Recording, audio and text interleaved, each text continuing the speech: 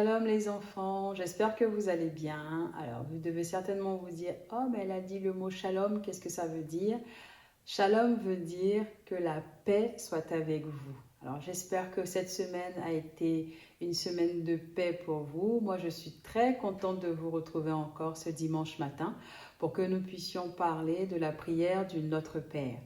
Et aujourd'hui, nous allons parler de la dernière partie et vous allez voir que c'est encore une partie très intéressante. Alors, avant de commencer, comme nous l'avons appris, ça maintenant, je pense que tout le monde le sait, nous allons prier et nous allons dire merci à Dieu pour notre culte de ce jour. On baisse la tête et on ferme les yeux. Seigneur, nous te bénissons encore ce matin, comme nous t'avons béni, Seigneur, tous les jours de la semaine. Parce que c'est toi qui nous as gardés, Seigneur. C'est toi qui nous as protégés. Seigneur, nous ne cesserons jamais de te dire merci parce que tu es bon, parce que tu es grand, Seigneur, parce que tu es fidèle envers tes enfants. Ce matin encore, nous te recommandons, Seigneur, ce culte et nous prions que ton esprit nous enseigne, que ton esprit remplisse nos cœurs de joie et de paix. Merci, ô Dieu de gloire, pour tous ces enfants qui t'écoutent en ce moment même et que toute la gloire te revienne au nom de Jésus. Amen. Amen. Donc, comme je disais tout à l'heure, j'espère que vous êtes contents encore d'être devant votre télé en train de faire votre culte parce que moi, je suis contente de vous retrouver. Et comme je l'ai dit tout à l'heure, c'est la dernière partie. Donc, avant de commencer cette dernière partie, je veux quand même qu'on se rappelle tout ce que nous avons dit avant, comme ça, avec ce que nous allons voir aujourd'hui, vous allez avoir un ensemble. Alors, dans la prière du Notre Père, nous avons dit, je vais regarder, j'ai noté tout ce que nous nous sommes dit, comme ça vous pouvez prendre des notes et comme ça vous pourrez après réviser et pouvoir prier tout seul.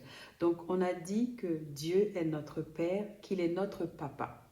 On a dit qu'il est bon et qu'il aime les enfants. C'est pourquoi il faut le respecter. On a dit également que quand on dit la phrase « que ton règne vienne », il fallait en fait lui demander de venir habiter dans nos cœurs, lui demander de venir habiter dans nos maisons, dans nos familles. On a également dit que son amour, que son règne d'amour vienne dans nos vies, que son règne d'amour nous accompagne tous les jours. On a également dit que notre Dieu était un roi. Il était le roi de notre vie. Il est celui également, c'est ce que nous avons dit quand on a dit « Donne-nous aujourd'hui notre pain de ce jour ». On a dit que Dieu était celui qui nous donnait à manger tous les jours. Et si Dieu est dans notre vie, alors nous ne mourrons jamais de faim. Donc à chaque fois, tous les jours, tu dis « Seigneur, donne-moi à manger, protège ma vie et que ton règne vienne dans mon cœur ». Ensuite, nous avons dit que Dieu aime les enfants et Dieu aime les enfants qui lui demandent pardon et Dieu aime également les enfants qui pardonnent à leurs copains, qui pardonnent à leurs frères. Voilà, donc ça c'est ce que nous avons dit pendant les 3 dimanches, les 3 cultes que nous avons eus. Et aujourd'hui, nous allons nous attaquer à la dernière partie et je vais lire les 2 versets du jour. Donc toujours dans le livre de Matthieu. Là, je crois que maintenant, vous n'avez plus besoin de papa et maman et que vous êtes capable maintenant d'aller tout seul trouver Matthieu. Ensuite, on va aller dans le chapitre 6, Matthieu 6, et nous allons lire le verset 13. Alors, on va lire Matthieu 6, verset 13. Je lis la parole de Dieu. « Ne nous induis pas en tentation, mais délivre-nous du malin, car c'est à toi qu'appartiennent dans tous les siècles le règne, la puissance et la gloire. Amen. » Donc le verset 13 dit « Ne nous induis pas en tentation, mais délivre-nous du malin. » Alors ici, le malin, je crois que c'est un autre nom de l'ennemi. En fait, délivre-nous du diable. Amen. Parce que le diable, ce que lui, il veut, c'est nous pousser, vous les enfants, à faire des bêtises. Voilà pourquoi Jésus, quand il enseigne cette prière à ses disciples, il dit toutes les fois que vous priez, demandez à Dieu de vous aider à résister à Satan à résister au diable. Parce que le diable, lui, il veut simplement que vous fassiez des bêtises. Le diable, lui, il veut que vous fassiez tout ce que Dieu ne veut pas. Ce que Dieu ne veut pas ou vous poussez à faire ce que Dieu, le contraire de ce que Dieu veut. J'espère que je suis claire. C'est-à-dire que Dieu dit, ce n'est pas bien de mentir, et bien le diable, il va vous dire, il faut mentir. Dieu va vous dire, ce n'est pas bien de voler, et bien le diable, il va dire, il faut voler, c'est bien de voler. Dieu va vous dire, ce n'est pas bien de se disputer, de se quereller, de désobéir à papa et à maman, et bien le diable, lui, il va vous pousser à mal vous comporter, à faire uniquement des bêtises. Et ça, c'est le plan de l'ennemi, c'est le plan du diable. Des fois, quand vous entendez papa et maman prier, ils chassent l'ennemi. En fait, ils sont en train de chasser Satan, ils sont en train de chasser les tentations du diable dans leur vie. Donc nous, quand nous allons prier, quand nous allons dire « ne nous induis pas en tentation », c'est en réalité de dire « Seigneur, aide-moi à résister à Satan. Aide-moi à résister au diable. » Donc, tu vas demander à Dieu de t'aider à ne pas écouter la voix du diable. Cette petite voix qui va te dire « Vas-y, fais des bêtises, fais des bêtises. » Et bien, toi, tu dis à Dieu « Papa, aide-moi à ne pas écouter la voix du diable. » Alors, des fois, c'est très difficile parce qu'on est tenté de faire des choses, parce qu'on veut découvrir des choses, même si elles ne sont pas bien, on a envie de les faire. Il ne faut pas les faire, il faut résister. Et à chaque fois que tu en as envie, il faut dire « Seigneur, aide-moi, je ne veux pas faire ces bêtises. » Et la suite du verset te donne une astuce pour résister à la voix du diable. Le verset nous dit « Ne nous induis pas en tentation, mais délivre-nous du malin. » Ensuite, il dit « Car c'est à toi qu'appartiennent dans tous les siècles le règne, la puissance et la gloire. Amen. » Alors, comment on fait pour ne pas écouter la voix du diable? Comment on fait pour résister à la voix du diable? Comment on fait pour ne pas être tenté de faire des bêtises ou être tenté de désobéir au maître? Eh bien, toutes les fois que tu vas prier, tu vas dire de belles choses à Dieu.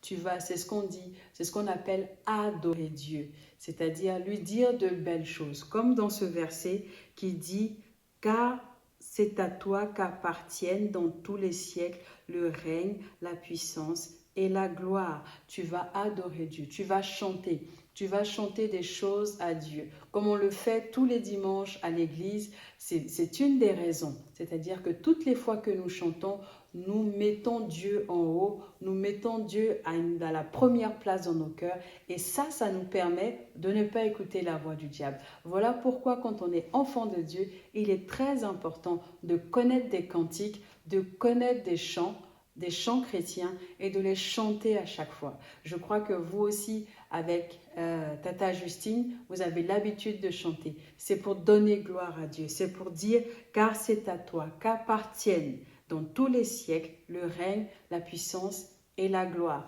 Par exemple, on va dire, Dieu, tu es bon. Et bien ça, tu rends gloire à Dieu. Donc quand tu fais une prière, ce dernier verset nous montre également que quand tu fais une prière, il est très très très important d'adorer Dieu, de donner gloire à Dieu. Tu peux dire Seigneur, tu es bon. Oh papa, tu es bon, tu es le plus puissant du monde. Papa, c'est toi qui me protèges parce que c'est toi le plus fort. Tu es fort comme un guerrier, tu es fort comme un soldat. Et j'ai confiance en toi parce que je sais que tu me protèges. Parce que tu protèges mon papa, tu protèges ma maman, tu protèges mes frères et sœurs. Dieu, tu es bon. Il n'y a pas plus fort que toi. Ça, ce sont des paroles d'adoration. Et ça va te permettre également de ne pas être tenté de faire des bêtises. Parce que toutes les fois, plus tu vas chanter, plus tu vas parler bien de Dieu, et moins l'ennemi, moins Satan, moins le diable va venir te tenter ou va venir te parler à tes oreilles. Je vais vous donner un exemple de mots qu'on peut dire. Des mots qu'on peut dire à Dieu, à ce que c'est que d'adorer Dieu. C'est encore peut-être quelque chose qui ne sera pas évident à faire, mais encore une fois, dans tout ce que nous sommes en train de faire, vous ne devez pas le faire seul, vous devez le faire avec papa ou avec maman, et ils vont vous montrer comment adorer Dieu. C'est quand tu fermes les yeux et tu as envie de dire des bonnes choses. Comme quand tu parles de papa et maman, tu dis « Ah, ma maman, elle est belle. Ma maman, c'est la plus gentille. Ma maman, c'est la plus douce. » Et bien, tu peux également dire la même chose de Dieu. Et si nous allons dans le livre des psaumes,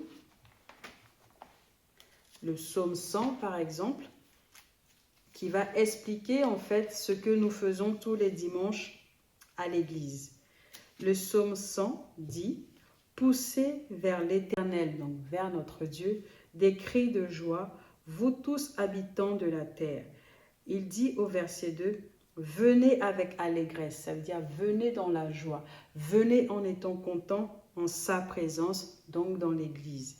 Sachez que l'Éternel est Dieu, et ce verset nous dit « C'est lui qui nous a fait et nous lui appartenons. Nous sommes son peuple et le troupeau de son pâturage. » C'est-à-dire que toi, tu es enfant de Dieu, tu es un enfant de Dieu, tu es l'enfant de Dieu. Dieu est ton papa. Alors, il faut tous les jours lui dire merci. Il faut tous les jours se rappeler de ce qu'il fait pour toi. Il dit qu'il te protège, il dit qu'il te donne à manger tous les jours, il te pardonne tous les jours. Toutes les fois que tu vas t'approcher de lui et tu vas lui demander pardon, il va le faire parce qu'il dit qu'il t'aime, parce qu'il dit que tu es précieux pour lui. J'espère que tu as très bien compris ce dernier passage. Donc, quand tu pries la prière du Notre Père, tu dis « Papa, s'il te plaît, aide-moi à ne pas écouter la voix de Satan. Donne-moi un cœur qui est toujours dans la joie. Donne-moi un cœur qui est toujours joyeux, qui est toujours content pour que je puisse t'adorer, pour que je puisse reconnaître qui tu es. » Amen. Donc voilà, notre prière, la prière du Notre Père prend fin.